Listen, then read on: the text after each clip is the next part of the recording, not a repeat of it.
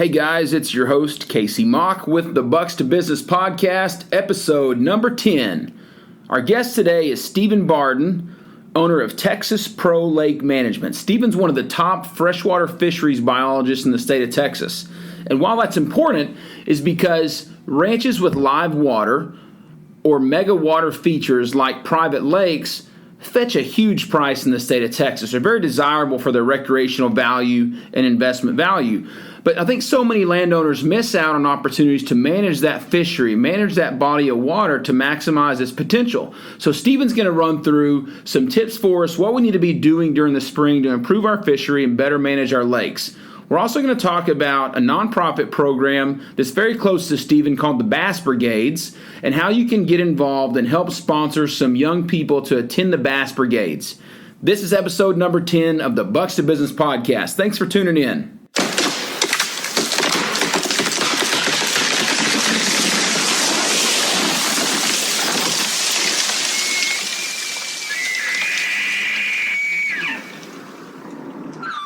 Have you ever wondered what drives the passionate entrepreneurs and interesting people in the hunting, fishing, and outdoor industry?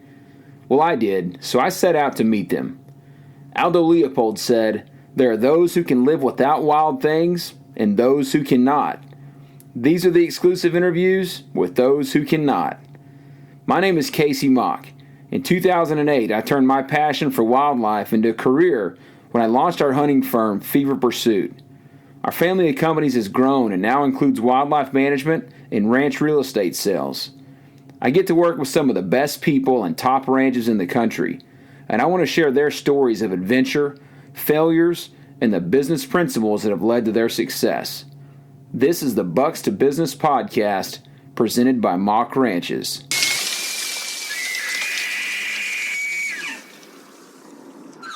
I have Stephen Bardin on the line. Stephen is the owner of Texas Pro Lake Management, freshwater fisheries biologist, which there are a few of those in the state of Texas that are really good. Is that right, Stephen? So like you're the creme de creme? I'd love to say I was the creme de creme, but I will say there are very few of us in the state working in the private industry. I would say there's probably 15.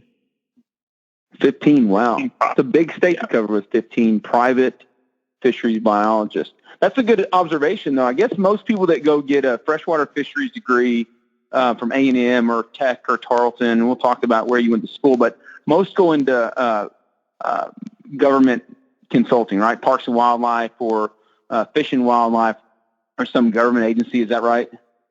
Yes, sir. Those are really competitive positions. But if, let's say, a college kid called me today and asked what to do, I'm going to give them advice to seek that public sector first and go work at a state agency and just get some experience before I would ever tell them to come to the private sector. Because the private sector, I joke, the day you start, you need 10 years of experience, because if you don't have it, this is a results-based industry and people will move on from you very quickly and you'll never be successful. Did somebody give you that advice? No, I had a great mentor. Whenever I was at Tarleton, I worked for Arms Bait Company for an older gentleman named Harold Arms. And Harold he's kind of, one of the fathers of the industry. He started out catching minnows in a creek and selling those. And he was a really great mentor. Wasn't necessarily a great businessman, so he didn't teach me how to run a business very well, but just observing him, I was able to pick up on some of the things. But yeah, I got a crash course working for Harold for about 5 years. So whenever I started my business, I already had 5 years of experience seeing lakes across the state. Made it a little easier to kind of acclimate to running my own business and making recommendations for people.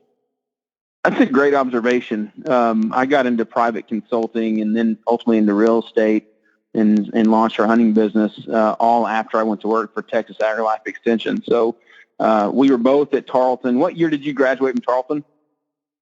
I started in 2005, so I would have graduated in 2009. Okay. And I was started in the biology 03. department. Yeah, you were in the ag side. You were with my wife, Kasey.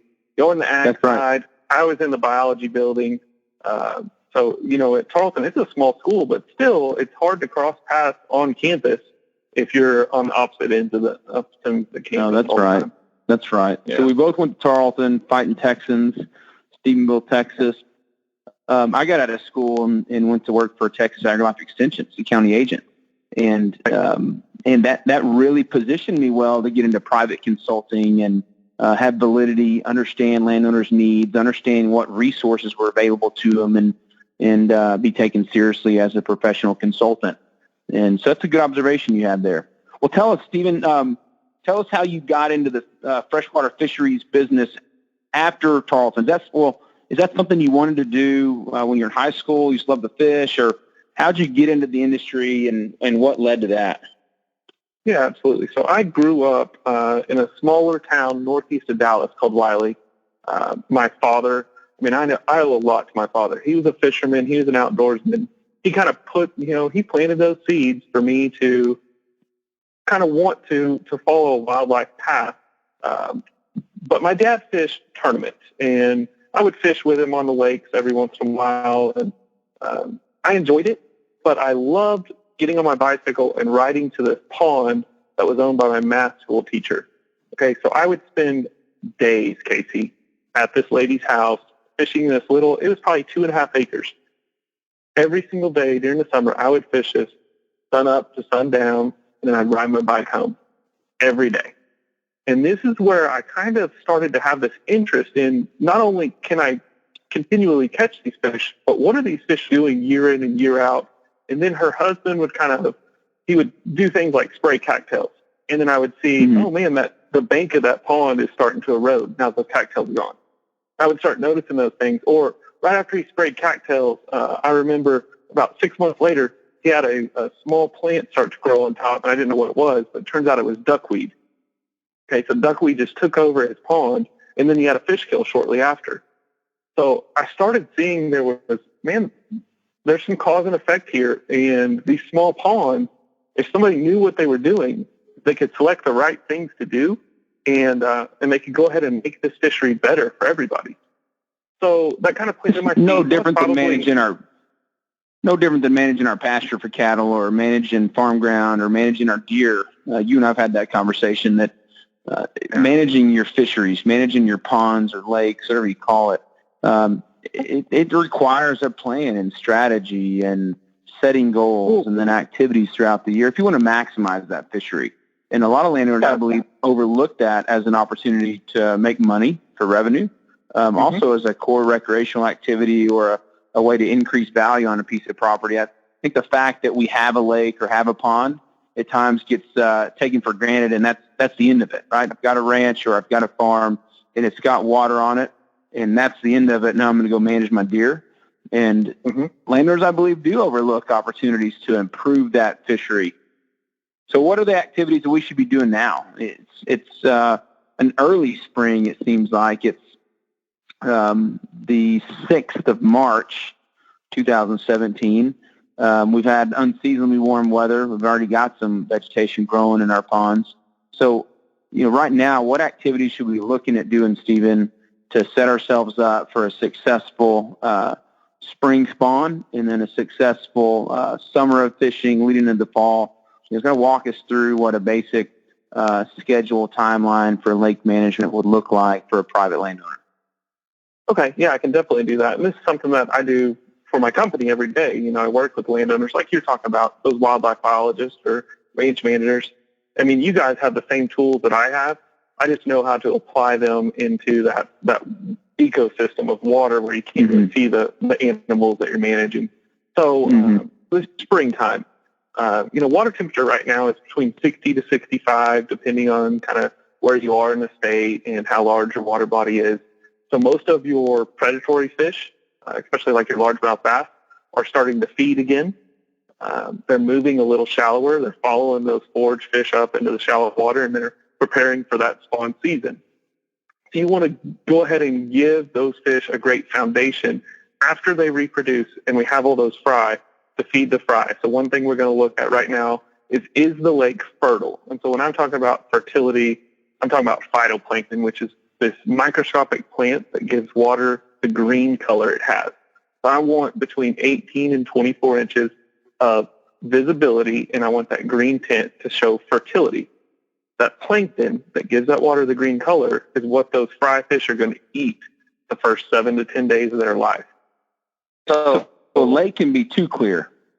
A lake can be too clear, right? So things that make it too clear are going to be aquatic vegetation. If you have like big vascular plants, it's kind of like having trees in your pasture.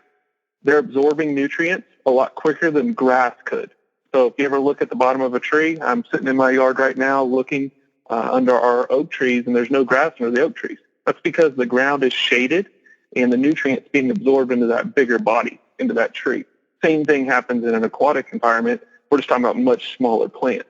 So you have big rooted plants. They're absorbing nutrients, absorbing sunlight, creating more clarity, outcompeting that phytoplankton. So you can get it too clear. So one thing I'm doing, I'm monitoring temperature, and then I'm fertilizing if I need to. Now, in Texas this year, we had a rough winter, and rough in a different sense than what a lot of people think. Most people think rough winter would be a cold, hard winter. For me, a rough winter is a mild winter, because if I have a mild winter, I don't get a winter kill on those rooted plants or those vascular plants. They survive through the winter. That means I have a population of plant right now that should have died off that didn't. So I'm already behind the 8 ball on controlling those plants and getting that lake fertile. So for me, I'm already a month ahead of everybody on kind of managing a lake. I've been doing herbicide treatments, trying to keep up with what Mother Nature didn't do for me over winter. So you can apply, if I'm a lake manager and I go out, or excuse me, if I'm a landowner, I walk out to my lake tomorrow after I listen to the podcast, and I see, man, I've already got 10 inches or 12 inches of aquatic growth coming up around the perimeter of the lake. And it looks like it's abnormally strong growth for February, March, excuse me. There's a couple ways to address that, right? You can do aquatic herbicides.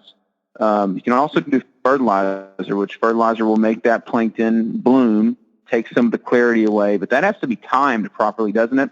If you apply too late, don't you just fertilize the plants that you're trying to prevent?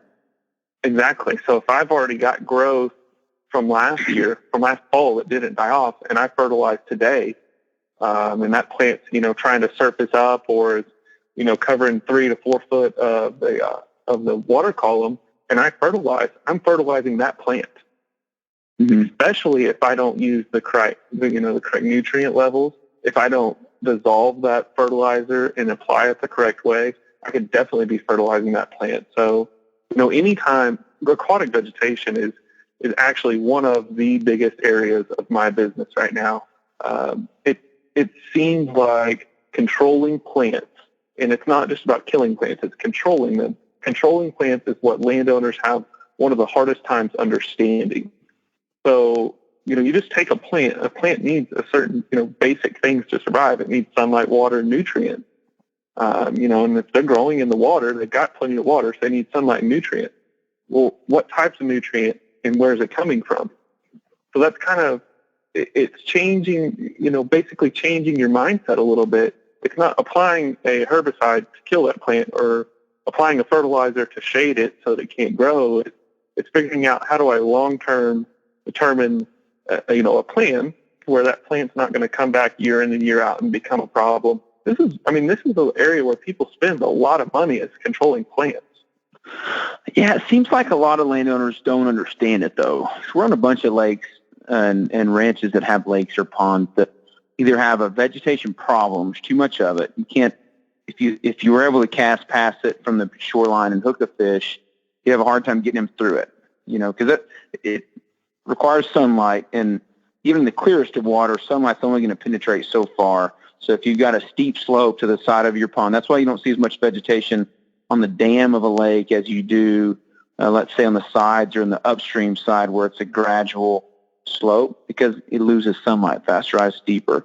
So we see either too much vegetation, or landowners have come in with an aquatic herbicide and or grass carp. It's like they panic when they have a vegetation issue and come in with an aquatic herbicide and grass carp, and they nuke it, and all of a sudden you have no vegetation.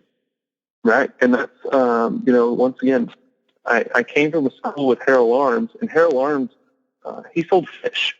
So our solution was, if you have a vegetation problem, you stock more grass carp, and you stock grass carp until there are no plants growing.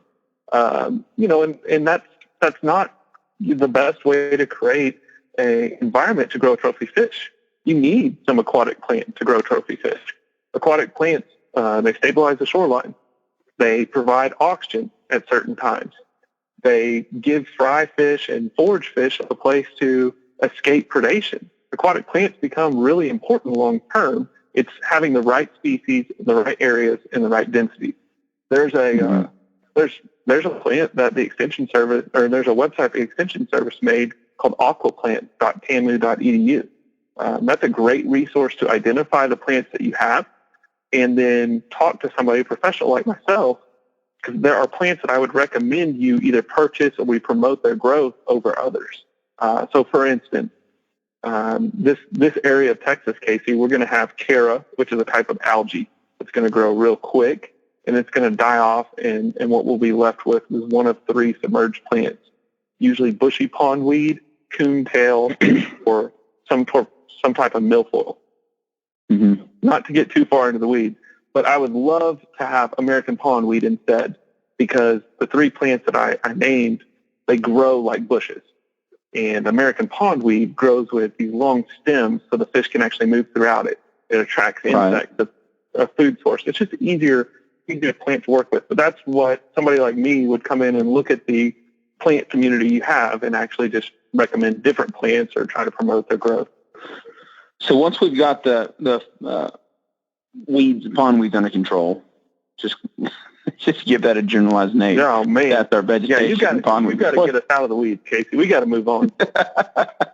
Once we've got our pondweeds under control, when you look at bait fish, because they've got to have cover and a reproductive body of water, but bait fish is a big one also. And I know that the clients that you and I share, they spend a lot of money at times on bait fish and supplementing that predator population with bluegill and shad and prawns and tilapia and different things. So speak to bait fish a little bit. How would we determine that we needed more bait fish, and what's the process look like for stocking those? Okay, so this gets to a much broader topic of just lake management, and I want to first say that how I communicate lake management to my clients is that it's a triangle. Okay, part of that triangle is what we just talked about a little bit with that fertilization and vegetation control, mm-hmm. and it's improving the habitat. Okay, another part of that is what you're bringing up, which is what I would call diversifying and improving the food chain. So we want a robust and diverse food chain because we don't want to put all of our eggs in one basket, of course. And then the third part of that, which we're going to get to because it's what most people have the most trouble with, is actually reducing competition by culling fish. So let's talk about the bait fish for a minute. Depends a lot on what your predator is. So if it's largemouth bass will eat anything that swims. So it's not as important what we put in there. It's just having a lot of it. But each bait fish eats something. So bluegill is what most people use, right? Bluegill sunfish are a fish that in this part of the state, man, they'll reproduce 8 times a year. Every 30 days, as long as the water's in that right temperature range. Yeah, so starting middle of this month, they're going to reproduce 8 times this year. Bluegill eat insects, so they don't really compete against bass. So they reproduce often, they don't compete against your largemouth, and then they can get over a pound. So they can actually grow outside of the food chain. So bluegill become, a very important food fish. They're actually the base of the largemouth bass food chain because they have these great qualities. But you can't hinge everything on bluegill all the time, because what happens if maybe we have an insect die off or just some other situation. So we like to diversify. We diversify with species like crawfish. Sometimes we'll use tilapia. We use Mozambique tilapia in Texas because it's the only one that's legal for us to use. Mozambique tilapia reproduce every 28 days, Kasey. So they're another one of those fish that if you put them in, you're going to get a large population quickly. Now, what they eat is actually filamentous algae, or that green, slimy, scummy stuff that grows on the shoreline. So they're going to make a secondary food source. So all their offspring are coming from a secondary food source than those bluegill. So now diversified our food chain, and we're not relying on just one aspect of the food chain. But some people don't like using tilapia. Oh, yeah. I mean, some people don't, because here's the downfall of tilapia. they are going to die every winter. Mm-hmm. So whenever the water temperature drops below 48, for sure, they're gone. That usually happens around Thanksgiving. And those fish, if you don't have the predators, those tilapia will float for a couple of days, and it can become a little unsightly. If you've got good predator base, especially larger trophy-sized bass, they're going to consume 90% of the tilapia, so you really wouldn't have that problem. But it is an annual stocking. But you think about it, if I was going to apply a herbicide or actually an algicide to kill that filamentous algae, wouldn't I rather use tilapia, stock those? They're going to eat the algae and can turn pounds of algae into pounds of forage for your bass. That makes a little more sense economically if you're going to have to spend that same amount of money anyways. But the question, I think your question was, how do we determine when to stock bait fish? So of course, what I do is called electrofishing. So we'll come out with an electrofishing boat. We'll put a electric charge into the water in front of the boat. You just temporarily stun the fish that are in that general affected area in front of the boat. We bring those fish onto the boat. We count, weigh, measure, and then release them, and they swim off, and they're just fine. But what we're looking for is number one, are our predator fish a good weight? And we use a system called relative weight, which is just a body percentage, basically. So we're just making sure that based on their length, they have a good relative weight. And if they do, and we see forage that would back that up, maybe we wouldn't stock any types of forage that year. Most of the time, we're lacking something. The largemouth bass is a really voracious predator. So I tell my clients, the day we stock the first largemouth bass in that lake, we will never have as much forage as we do today, because you just cannot keep up with how much they consume. It actually takes 10 pounds of live fish to gain 1 pound on a largemouth bass. Huh. Okay. Think about that. 10 pounds of fish. There's 10 average bluegill to a pound, probably. Well, it depends on what size we're talking about. So if we're starting with, let's just make it easy. We're starting with a 10-inch largemouth bass, and we want it to be, you want to put a pound on it. So we're going to get it to about 15 inches before it gains a full pound. So at 10 inches, they're eating a bluegill that's about 2 inches long, which would be just shy of 100 fish to the pound. Wow. Now, once they get, that 12 to 14 inches, now they can move up to a 3-inch bluegill, and that's 30 fish to the pound. That's still a lot of fish, but, you're cutting the number down. So eventually, you can get it to where it's eating 5 or 6 inch bluegill or those big tilapia or crawfish or whatever the food item is, and we can get it down. If they were just eating 10 fish to gain 1 pound, that'd be pretty easy living. Mm-hmm. Yeah, I would love that. But most of the time, it's 300 plus fish to gain 1 pound. So if you're listening to this podcast, I'm going to go out on a limb and assume you like to hunt. I bet you like to hunt for free even more. Go to feverpursuit.com/podcast and subscribe for a chance to win a free hunt. That's feverpursuit.com/podcast. Now, bluegill, stocking a lake is not overly expensive, is it? It depends if you're doing it the right way. So, and it's, of course, this is school of thought, right? You ask 10 different biologists, they can give you 10 different answers. For me, then you ask 10 different people, ask 10 different landowners what is expensive, and you get the same 10 different answers. Oh, yeah. Yeah, and I'll tell you this, as a business owner, it's not my problem what's expensive. I mean, honestly, I was told this by my clients a long time ago. When I first started out, first year of business, I sat at this guy's table, and he had a 30-acre lake, and we went over his, stocking. And after every single fish, I'd say something like, I know it's expensive, or this is a little costly, or something like that. And I was trying to cushion it for him, and I was new. And he stopped me about halfway through and said, "Listen, Stephen, you're going to worry about fish. I'm going to worry about what's expensive." Well, it's all perspective. When you're young and you're just getting into business, it's all perspective, man. Because when we first get out of school, what are you thinking? You have a very limiting thought process, and most people, and you have a mindset of scarcity because the last 4 years that you've been on your own, things have probably been scarce. Unless you're privileged, things have probably been scarce. Right. And you have to have some successes in life and learn from coaches and learn from some of your clients that have had a lot of success. That's what I like about our business. We get to work with very successful people. That's the whole premise of the podcast too.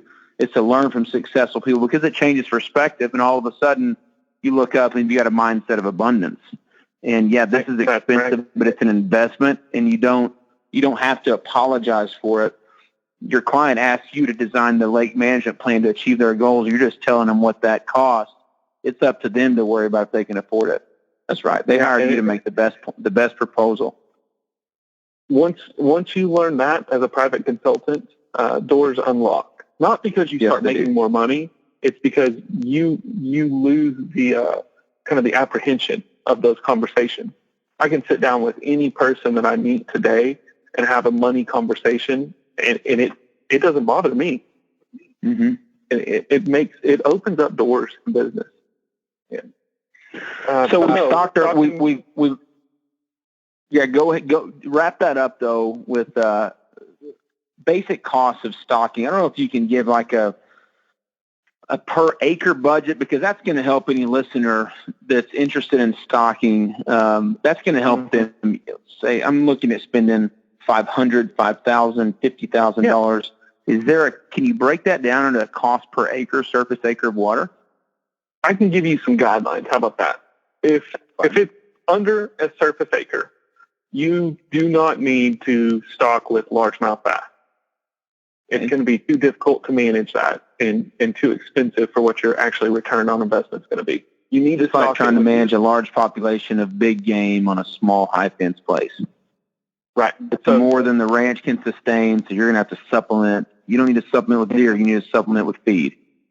Right. So you're going to, if you're under an acre, you need to stick with channel catfish. You might possibly do some larger bluegill and try a trophy sunfish situation, or you might possibly put an aeration system in and do hybrid stripers that are feed trained. That's the expensive side. But channel catfish on a 1 acre pond, if you spent $200 initially stocking it, you would really be blowing the budget on that. Okay. Now, if it's an acre or larger, then I would start to talk to you about largemouth bass. Now, if you told me, Kasey, you said, Stephen, I want to grow a 10-pound bass and I've got 1 acre. I tell you, that's a really hard goal. Let's kind of reassess that, because you can only grow so many pounds of fish per surface acre. For largemouth, it's usually about 100 pounds per acre in this area, in a good fertile lake. That's only 10 fish if you want to grow 10-pounders. And that means they can't reproduce. You got to go with all female. That gets really difficult. So, stocking per acre isn't that expensive. I would say to budget, on a just recreational fishery, about $500 per acre for your forage fish and your largemouth. You don't stock them at the same time, but about $500 per acre. Now, if you're going on a trophy side, you're going to increase that budget to about $1,500 an acre. Okay. And typically, if it's 5 acres or more, we can start talking about how consistently can I get you a double-digit fish. Mm-hmm. Okay. That's good. That's good to know. I mean, it gives people perspective. It gives people something to think about and shoot for. And understands land management. Learn more at mockranches.com and receive a free ranch map when you mention the Bucks to Business podcast. That's mockranches.com. Our featured ranch listing for episode number 10, presented by Mock Ranches, is the Comanche Star Ranch. Comanche Star is 4,222 acres in Comanche, Texas. We're featuring this ranch because Stephen's company, Texas Pro Lake Management, has an extensive, high-intensity lake management and trophy bass management program on place on the lake, and they also oversee, with his partner James King, they oversee a fishing lease that generates a tremendous amount of revenue for the landowner. It's a unique way for a property to produce revenue in a different way than hunting or farming or traditional agriculture, get people in the door to pay you to be there, and these lease members also help you with the management because they pull the fish out. It's a great win-win all the way around. For information on Comanche Star Ranch, get a hold of us at mockranches.com. So what else is there besides, Exactly. managing the vegetation, clarity, fertility? We talked about bait fish. What are other considerations? Should we do a survey, a fish survey, electroshock survey every year? What other considerations are there? Yeah. So electrofishing is a great tool. It gives you a snapshot of what that lake is on that given day in those given conditions. It's not the end-all, be-all of what that lake is, but it's a good snapshot. I would say if you're actively managing a lake, you should at least be doing electrofishing once a year. I like that survey in the fall. The reason is because I can apply some of the, the things I saw out of last year's survey, our management plan, and then I can check my results. Some people will fall on a spring survey. Anyways, I'm gearing up for the next 6 to 8 weeks. I'll be on a lake every single day doing electrofishing surveys. So a lot of those are new client surveys where I'm determining what is this fishery. We have no idea what it is, so we're going to go ahead and survey it and determine what it is. I do a lot of surveys for guys like yourself where maybe you have a new listing or a client's interested in a listing and you just call me in for the day to say, Stephen, what do we really have here? It's listed as a trophy lake. Is it or is it not? But like I say, electrofishing is just one tool. We do a lot of habitat manipulation where we're actually stocking artificial habitat. Feeding a supplemental fish food has become really big the last 10 years. So we do a lot of, stocking lakes with certain feed train type fish and putting those feeders in and feeding them a really quality feed that has a high digestible protein. Same stuff you're doing for the deer. So it's not a bad thing. We see a lot of lakes and ponds with a feeder on them. There's no mistake made there, I don't guess. Okay. You're primarily supplementing the bait fish, or if you got hybrid stripers or catfish, you're primarily feeding those species. You're not feeding the bass, though. Yeah, I don't know how I would word this. There are very few lakes in the state of Texas that are consistently growing double-digit largemouth bass where they're not feeding their bluegill. Okay? Consistently growing double-digit bass. And that is because... Very few. Yeah, very few. Because right now, there are fish foods that can grow our bluegill to 3 pounds. Think about that, a catch one of those on a fly rod. Oh, yeah, of course. That's a trophy fish in itself. But a 3-pound bluegill, that's like a permit. That's like catching a permit on a fly. It's like catching a dinner plate. It's hard. It's hard to reel them in. But they can't be eaten by the largemouth. A 10-pound largemouth still can't consume that bluegill very easily. So that fish is reproducing every 30 days, 8 times a year. I'm getting a lot of offspring. Most of your fish, their egg mass comes from their body weight. So a 3-pound bluegill produces more eggs than those smaller ones do. Also, there's feeds right now where I can take a 3-inch bluegill and get it to 9 inches in a year. So I can stock, a smaller size bluegill, feed, and outrun the food chain and get ahead of it. So I can improve your. Do you want them that big though? Are those your brood fish? You don't. A bass. Okay. You want your females that big. You want your females that big, not your males. Okay. If you got a really great eye, you can cull some males out. You're going to get a little bit of both. But yeah, I want as many females to be, out of the food chain as possible. So feeding is not a bad thing. Where people get in trouble is they overfeed. They put too much food in because they like watching them feed.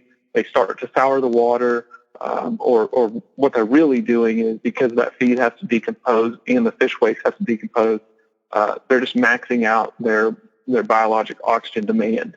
So the bacteria in the water that's trying to decompose that can't do it with the oxygen it has allowed. So it's going to start using too much oxygen and actually cause fish kill. I see that in small ponds where you walk up to the shoreline right outside the feeder, and the pond just looks dead. And you can tell they're overfeeding. The fish come in, they eat, and the fish leave, and there's still some feed floating around out there. And it doesn't look healthy. It looks like a feed yard at a cattle feed yard. It's all just nasty and muddy and has that same smell to it. Yeah. Well, what about once again? Another question, Stephen, that we talked about. Oh, go ahead. Yeah. Okay. So, Kasey, just one more thing on the feeding. A general rule: feed 10 pounds per acre or less per week. Oh, wow. Never go 10 over pounds 10 per acre per week. Yeah, never more than 10 pounds. Now, that's if you're feeding the bluegill, or does that include catfish? Because I know. really, so we've got a lake here. We've got a lake here at one ranch I take care of that has 3 or 4 feeders around it. The lake's 11 acres. It's got 3 or 4 feeders around it. And you spin one of the feeders, and they probably spin for 5 seconds each, throwing out a half a pound per feeding, maybe a pound per feeding even. And, of course, the blue cats come in and eat most of it. Just almost all of it are eaten by the blue cats. But, we're feeding, if they feed twice a day, let's say they feed half a pound per feeding, there's 3 feeders, twice that 6 pounds a day on 11 acres. We're way overfeeding. Well, here's the deal. I don't know what brand you have, but most of those feeders are going to put out a pound, or going to put out a quarter pound per second. Okay. So you're putting out 1 1/4 pound per feeding. So you're putting out per feeder. We're way overfeeding. 2.5 pounds. Yeah, and especially it's unaerated, I'm guessing, because aeration in Texas is still kind of difficult to get people to understand. So you're going to have a lower bacterial load that can actually support the decomposition of that food. Yeah, so you're probably overfeeding a little bit. It sounded like the real problem was you're spinning that feeder trying to fill those catfish's bellies so they'll go away, and then you can actually feed your bluegill. So that's the difficulty, is if you're doing multi-predators in one lake, catfish and largemouth, and you really want to grow largemouth, you're handcuffing yourself because the catfish create those complications. Yeah. Yeah, we probably have too many catfish. Some of them actually been dying recently. I don't know if they're eating too much. Maybe they're eating too much feed, or they're just old fish. They're pretty old fish. Yeah, they're pretty old fish, but maybe they're obese. Hey, so another question we get, Stephen, from landowners a lot as we're looking at ranches is on ideal depth. Yeah. Ideal depth of a lake or a pond.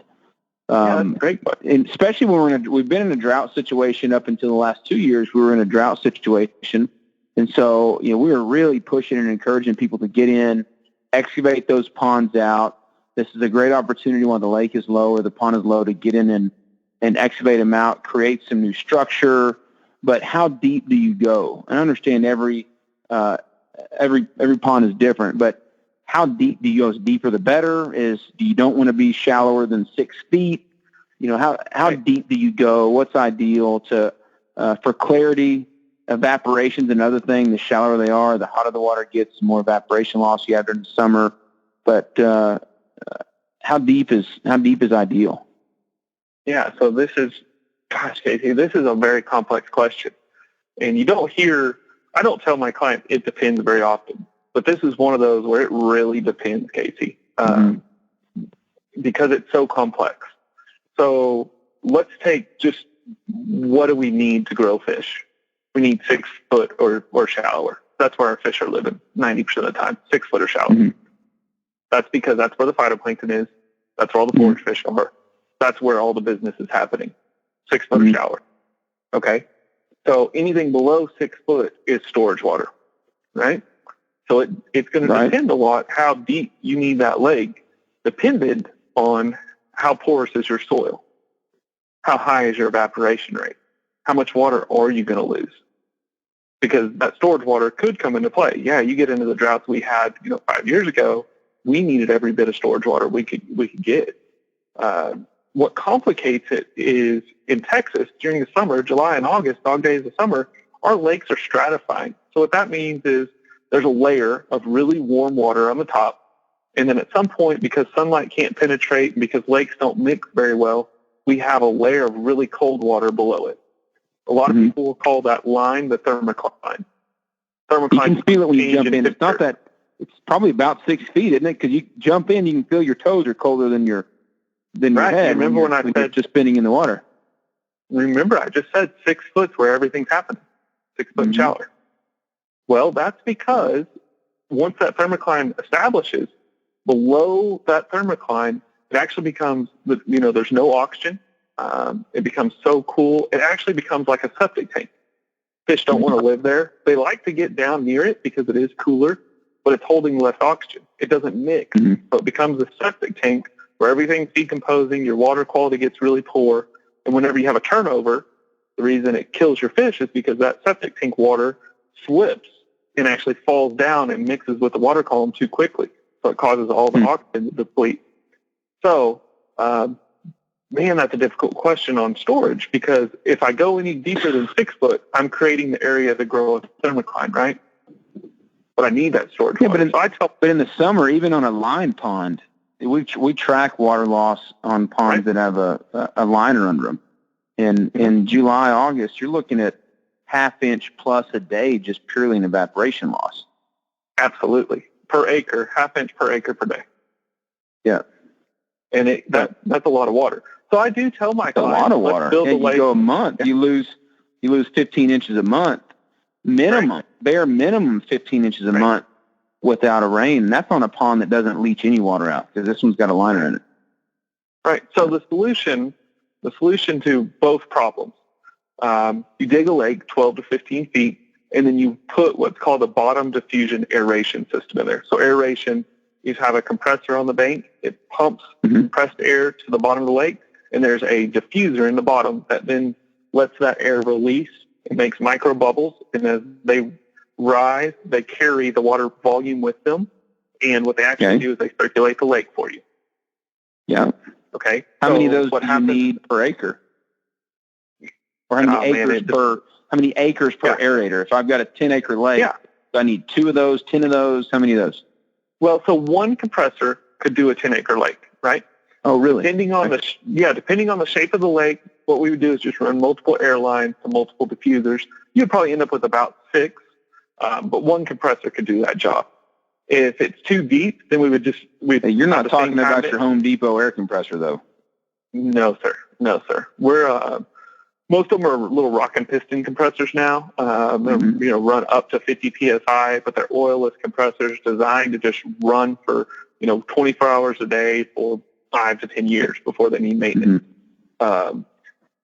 Right, but using that compressed air, you create that circulation. You eliminate the thermocline. Therefore, you add oxygen from top to bottom of the lake. You make the phytoplankton live in a larger water column. You actually triple even quadruple the amount of phytoplankton you can grow. That, increases the amount of fish you can grow and support. So aeration is the future.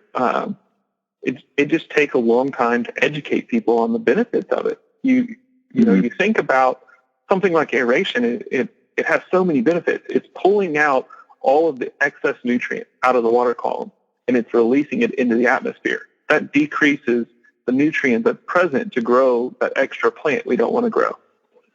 Well, what's a system like that cost? If I'm a guy that's got a 3-acre pond or a 5-acre pound, and I'm thinking, man, this sounds like what I need. What's a system like that cost to install?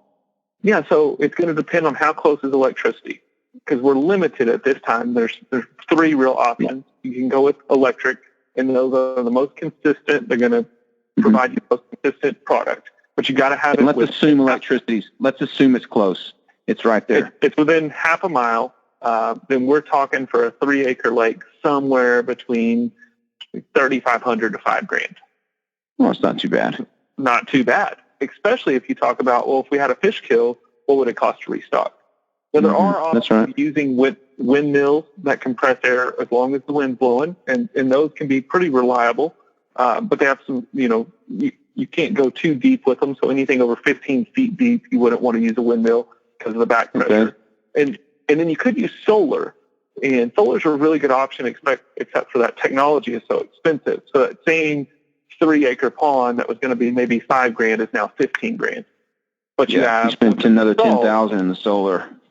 Right. But once it's installed, you also don't have any long-term costs associated with running it.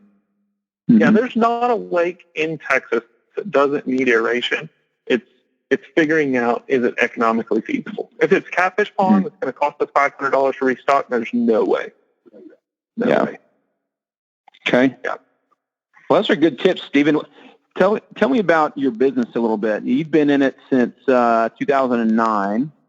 So 12 years in, 12 years into the business, what have you learned being in an outdoor space, working with landowners? Give us, if you will, your biggest failure and biggest lesson learned in business quickly, because we try to learn a lot about that. I know I certainly enjoy learning from other people and people that I respect, people whose businesses I'm impressed by that work with the same clients that I do, work with landowners, rural landowners. Tell me about your business a little bit, what you learned, what hasn't worked specifically. Yeah, I mean, Kasey, I actually started my business in, I think, 2007. I was working for Harold at the time. Maybe it was 2008. Mm-hmm. He passed away in 2009, but before he passed away, we started, my part of my business was actually going back and helping his clients once the lakes were stocked, installing those air systems, retrofitting features, things like that. So I was on the service side. So the hardest part of starting a service business is you got to know what equipment to buy and when. So of course there's a whole laundry list of failures that we've had with, purchasing the wrong piece of equipment early, or waiting too long to purchase, specific pieces of equipment. Now I'm a lot more attuned to what I actually need and when I need it. So it's almost just growing into that space of what do I need as a business owner. And then, once Harold actually passed away in 2009. And after he passed away, that's when my business started to really blossom a little bit. And 2011 is when I went kind of full-time into what I do now, which is consulting and just kind of the total package. But, the difference there is whenever you don't have somebody feeding you the client base, is kind of learning who you actually are. And I tell, I mentor a lot of younger guys that are getting into business now, and I tell them, you really have to understand who you are, because I get into the conversation all the time of why don't you hire people to go out and do some of the service side stuff for you? And I tell them, because I'm a consultant. I am the business right now, and I understand exactly who I am and what I need. So it's kind of learning who you are as a business owner and what your actual goals are. And I even write my goals down every year. I want to list them down, and I look at them periodically to make sure I'm following who I am and kind of where I want to go. Yeah, you should do that at a minimum. In the business, do that as a minimum. Yeah. Yeah, a lot of guys don't understand that. You can't actually understand what you need if you don't understand who you are. Well, they confuse busy with productive, I think, is the biggest mistake people make. They confuse busy with productive. And a lot of entrepreneurs and people in our industry are very busy doing the day-to-day stuff, but they confuse that with productive. Then they look up 5 years later and their business hasn't scaled and their business hasn't grown. They haven't been able to increase their income or increase the quality of landowner, the quality of client they're working with. They can't seem to cross that chasm, and I think it's the difference in being busy and being productive. What's the biggest lesson you've learned? Your biggest failure in business? Oh, that's tough. I've had a lot, just like anybody. I've had a lot with, purchasing. A lot of mine go to purchasing the wrong piece of equipment. 2 years ago, we purchased a used vehicle because we thought, this vehicle will change how we can move product across the state, and it's going to allow us the freedom to do some of these bigger jobs. And just through not just the maintenance but the repairs on that vehicle, I learned really quickly that because I was short-sighted on I want to purchase something and I want it now, whenever I couldn't afford to actually purchase a piece of equipment that I really needed. So, I ended up getting behind the ball on actually making a profit using that piece of equipment. Of course, I have a lot of client failures to where either you can't produce as quickly as you think you can, or what I get into trouble or used to get into trouble with is just over-promising, as in I'm going to do too many things for too many people. And so what I've had to do now is limit myself to projects that are really interesting to me, but to a limited number per year. And whenever I first met you, I told you, we kind of had that conversation. You asked if I could do a little bit more, and I said, absolutely not. At that time, I was maxed out on the projects that I felt like I could adequately achieve for my clients. And so that's probably my biggest failure has always been just, you want to help everybody, but at some point you have to tell them, guys, here's somebody else that could help you. I'm sorry, I can't do that job for you. Sure. Yeah. Just being honest with your capacities. Okay. And you're a technician too. You know, your business is very much like you said. It's built around Stephen, very much so. Yep. Now, it wouldn't be difficult for you to train some people, just like you were trained, and scale that. Yeah. Not everybody wants to do that, you know, and you could scale the division of your company that worked on smaller bodies of water, more volume consulting, and you could continue working for the Comanche Stars and the Wagner Ranches and the really big clients that you've got that got big bodies of water and big goals and whatnot. Okay? Yeah. Talking about Bass Brigades, as we wrap up, because we're running short on time, talk to me about Bass Brigades. Yeah. You've got a fundraiser coming on. It's been, I guess it's about to wrap up, actually. So tell us about that, about Bass Brigades, and we'll wrap up with that. Okay. Yeah, Kasey. So Bass Brigades is part of the Texas Brigade system. Bass Brigade is a youth leadership camp that focuses on the freshwater ecosystem. We accept 24 13 to 17-year-old students every year. Those students come through applications. They actually write 2 essays, and they send applications into the Texas Brigade's office. And we pick through them, and we pick the top 24 cadets, is what we call them, that we can find.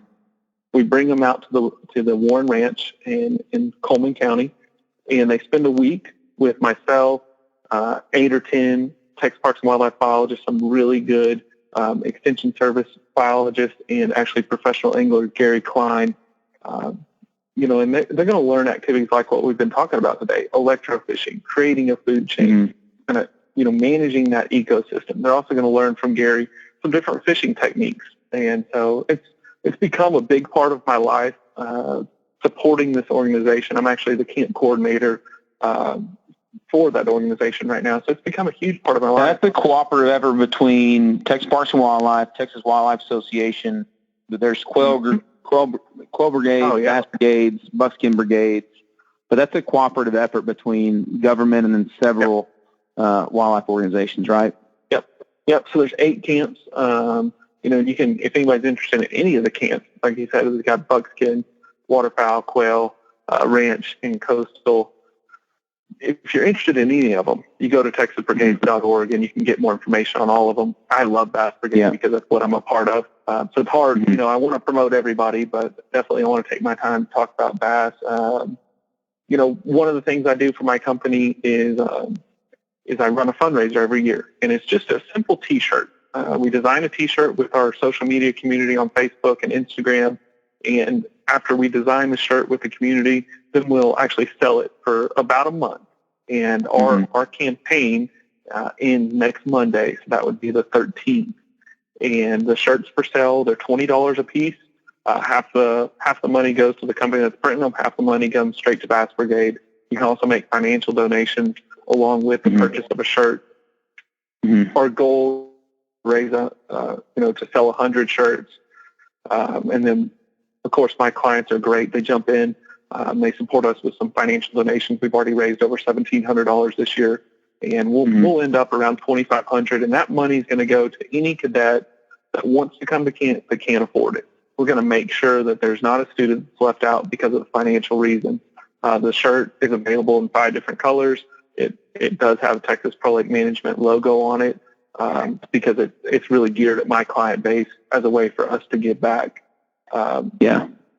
It's very strategic too, though.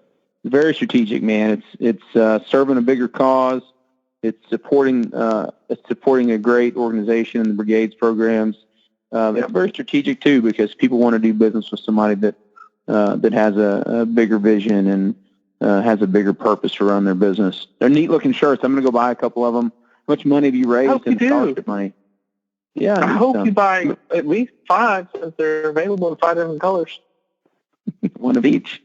How much money have you raised in scholarship money this year? So I think it's like 17 something. I haven't looked today. Awesome. We also, through Gary Klein, the man has taught us a ton about fundraising, and he'll bring in about $6,000 from different corporate sponsors. So just between these two things, and then actually sell, all of our meals are sponsored during our camp. So just those three things fund the camp on our side. Yeah. Okay. Yeah, That's awesome. Thing. How can we find brigades and or your fundraiser, and then how can somebody contact you? Okay, so anything for brigades, you can go straight to texasbrigades.org. Everything is there for you to look at. The fundraiser is housed at booster.com, but the quickest way to get that is to actually go to my Facebook page, my company page. So if you just get into Facebook and you type TX Pro Lake, it will get you to my Facebook page. And actually, if you type Texas TX Pro Lake in any social media platform, it will bring you to us. Okay. Instagram, Twitter. That's the easiest way to jump in and find that campaign, because I'll be posting it continuously, especially for the next 7 days. Okay. Anybody who wants to contact me, the best way is to go to my website. It's, once again, txprolake.com. Everything is at txprolake.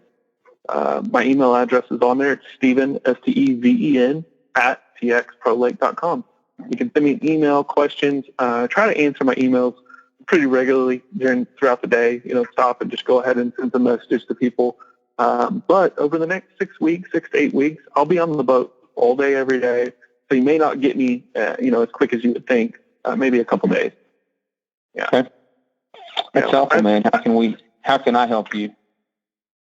Well, man, I think we can work together on a few more projects. I put some Kasey time to the side this year, so that if you do have some of those electrofishing surveys or those clients that you need some help with, that I can help you.